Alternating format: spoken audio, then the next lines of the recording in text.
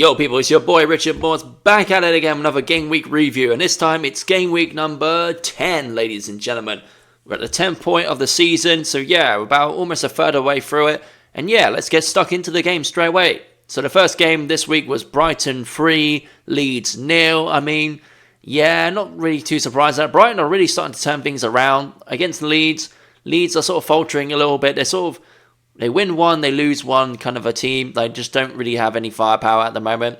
Like, Calvert-Lewin is just not doing the job for Leeds, so unfortunately they're suffering.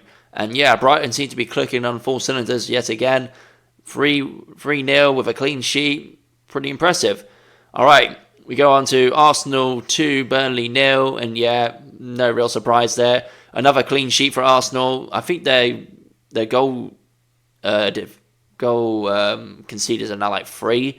It's unreal how defensively strong they are right now. Honestly, the way they're going, they could generally break Chelsea's 15 goals conceded record. It could generally happen. They've just beaten Prague in the Champions League for like 3-0 as well, and they made it look easy, really easy. So yeah, it's all Arsenal firing on all 4 cylinders. They're generally looking like title-winning teams right now, and like I think I saw a stat they're rivaling their invincible run, almost like in terms of goals conceded. So yeah, Arsenal looks like they're going to be champions the way they're playing, honestly. Unless they have an absolute calamity in the next couple of months, it's pretty much going to be their title. Alright, Crystal Palace 2, Brentford 0. Yeah, good win for Palace. Like, Palace had a little bit of a shaky start for the last couple of weeks, but they're starting to really bounce back and get back into winning mentality and keeping another clean sheet with Gahey and all those other defenders in their team. Pretty impressive one, to be honest. Brentford are they're just sort of here and there. They might win one, then they lose one the next week. They're kind of up and down. But, you know, it's just that sort of one for them sort of games. And I think everybody knew going into that game, Palace were going to win. And pretty comfortably by the sounds of it. All right, Fulham 3, Wolves 0. I mean, Christ, Wolves you're just so bad. Wolves are just terrible. Like, every week they just lose 3-0, 4-0. It's just, when was the last time Wolves actually scored a goal? Well, in the Premier League. I know they scored in the Carabao Cup, but like they still lost and got knocked out, so it doesn't count really. Yeah, Wolves are just dead on arrival. Their season's been done pretty much since the first game week, and it's just been shambles to watch, really. It's been absolutely terrible. So yeah, another win for Fulham, and yeah, they just keep on rolling. Alright, Tottenham 0, Chelsea 1, and my God, Tottenham, you were embarrassing to watch. Like, my God. Honestly, Chelsea could have made it 3-0, 4-0, 5-0 the way they were playing. Chelsea were just dominant. Tottenham really didn't do anything. Tottenham just basically rolled over. As soon as that first one went in, they just pretty much bent over like a bitch and just took it up the arse. Literally, that's all they did. Alright, moving on to Liverpool 2, Aston Villa 0. Liverpool finally bounced back with a win after 5 losses in a row, something like that. And yeah, they needed that win. Honestly, Salah getting a goal. I think the other one was Ekitike, was it? Was the other one, was it? Who cares? Yeah, basically, Liverpool needed to win, and they're literally about to play Real Madrid tonight, so it's going to be an interesting one. It's not going to be an easy game, so yeah, can Liverpool beat Real Madrid tonight? We'll find out later on tonight.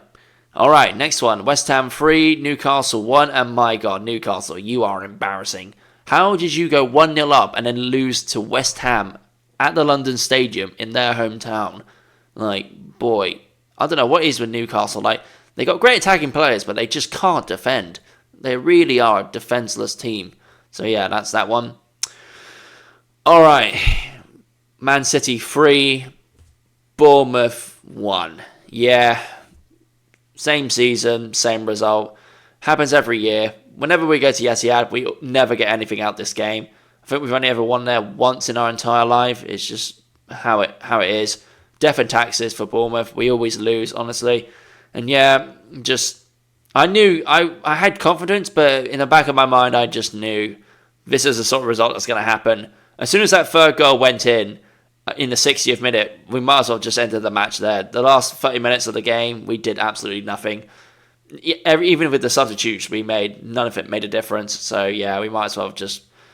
But I'm more confident in the Villa game next week that we'll bounce back, and I feel like having them lost to Liverpool this week as well gives us more confidence that we can bounce back and get back to winning ways. So yeah, hopefully do against Villa next week. And alright, final game. Sunderland 1, Everton won. Granit Xhaka scoring a point for Sunderland when they were 1 down with Iliman Ndiaye, sorry. And yeah, I kind of expected it would be a draw. I thought it was going to be a 0-0, but yeah, 1-1 I think is a fair result when you look at Sunderland and Everton's team. They're quite evenly matched in my personal opinion. And yeah, fair play to Sunderland coming back from a 1-0 down to get it 1-1. And yeah, they just keep on upsetting the big teams really and just keep proving people wrong. I think Sunderland have definitely been the most impressive team that's come up from the Championship. Leeds has sort of been a bit, okay, nothing to really brag. Burnley have just been dead on arrival. And I think everybody kind of knew Burnley would be the one team that would go down, or the most guaranteed team to go down. But Sunderland have been flying high this season, and they've kept their momentum going. They're not dropping points yet. You can say, well, draw against Everton is harsh, but when you're looking at what Sunderland team have, a draw against Everton and the way Everton have been playing, that's a big point for them. So yeah, on that note, that's about it.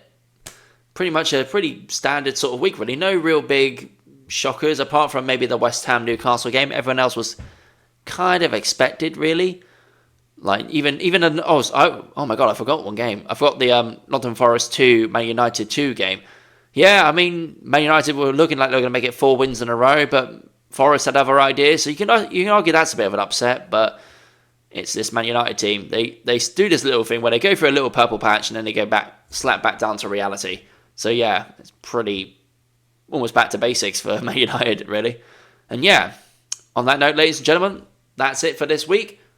Thank you for watching my video. I've been your boy, Richard Morse. Up the cherries. We'll bounce back against Villa next week. I'll be back for another pre-week review, and I'll catch you then. See you later.